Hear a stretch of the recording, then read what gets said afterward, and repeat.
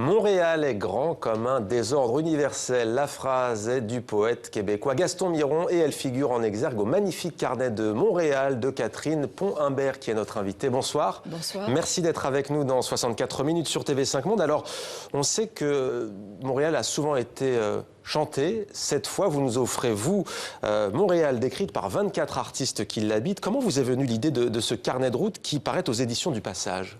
C'est une idée qui a grandi au fil des années parce que c'est une ville que je fréquente depuis fort longtemps, avec laquelle j'ai tissé des liens, une sorte de proximité, comme on peut avoir une proximité avec une ville dans laquelle on ne vit pas, mais où l'on séjourne régulièrement. Et j'y ai des amis.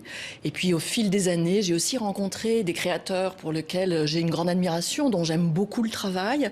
Et tous ces gens-là ont accepté avec beaucoup de générosité de venir se glisser dans les pages du livre et de me parler de leur ville, voilà, et de la façon dont on travaille à Montréal. Et parmi ces écrivains, certains sont déjà venus, bien entendu, sur notre plateau. Dany Laferrière, Kim Thuy, il y a aussi Carole, Laure, Denis Côté. Autant de guides, on a envie de dire, avec carte et photo à l'appui. Oui, chacun m'a proposé un regard sur Montréal. J'ai sollicité, en fait, de la part de ces créateurs, un exercice qui est assez intéressant et qu'on pourrait, au fond, mener dans d'autres villes du monde, qui est d'essayer de réfléchir au type de relation que l'on a avec un espace, un lieu, des lieux dans lesquels on vit et l'on crée.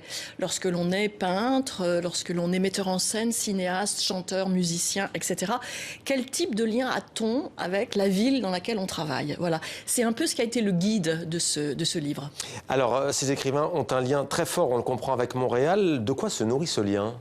On vient de voir par exemple des images de la ville, on voit les artistes d'ailleurs en immersion là c'est dans la Nassib ville. El-Housseni, on a vu Denise Desautels juste avant, la poète. Alors chacun a des liens de nature différente, certains sont nés à Montréal, donc c'est un lien qui est rattaché à l'enfance. C'est le cas de la poète Denise Desautels qu'on a vu tout à l'heure dans le parc La Fontaine. D'autres sont arrivés à Montréal à l'âge adulte, c'est le cas de Dany Laferrière que vous citiez, c'est le cas de Kim Thuy, qui sont tous les deux des émigrés et qui ont fui leur pays respectif pour trouver refuge à Montréal. Donc chacun entretient un lien avec cette ville qui est bien sûr, ça c'est Michel Dallaire, on vient de voir à l'instant, qui est bien sûr un lien orienté différemment selon leurs histoires personnelles.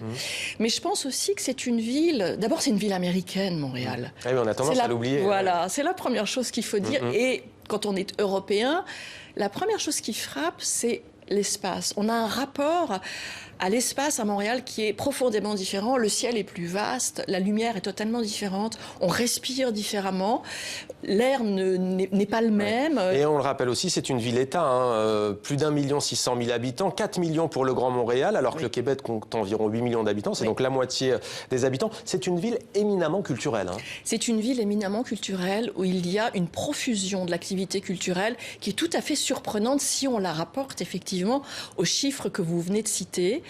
Et moi, je pense que Montréal est une ville-monde. C'est-à-dire, elle fait partie de ces villes qui, à travers la planète, existent par elles-mêmes, indépendamment du territoire et du pays à l'intérieur duquel elles existent. Voilà, elles ont leur propre autonomie.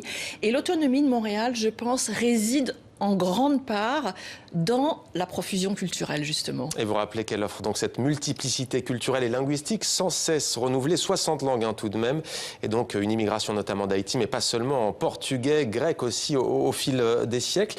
On a parlé donc de Montréal, ville américaine. Multiple, dites-vous, aléatoire aussi, ça veut dire quoi?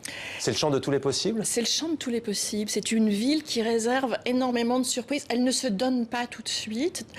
D'abord parce que c'est une ville qui n'est pas belle et donc il faut du temps pour la découvrir, pour apprendre à l'apprécier et pour l'aimer. Et elle réserve énormément de surprises. Il y a des espaces vides à Montréal, ce qui, je pense, est tout à fait bénéfique à l'imaginaire, beaucoup plus qu'à Paris, par exemple. Juste deux choses pour finir. Quelle période vous nous conseillez pour Montréal? Est-ce que c'est le printemps? Est-ce que c'est l'été? L'hiver? L'automne? C'est l'automne. Et s'il y a un lieu qu'il ne faut pas rater à Montréal? Il y en a beaucoup? Le bord du fleuve, voilà, pour avoir cette vue-là. Magnifique fin. Merci à vous d'être venu sur notre plateau Carnet de Montréal. Merci Catherine Pont-Humbert.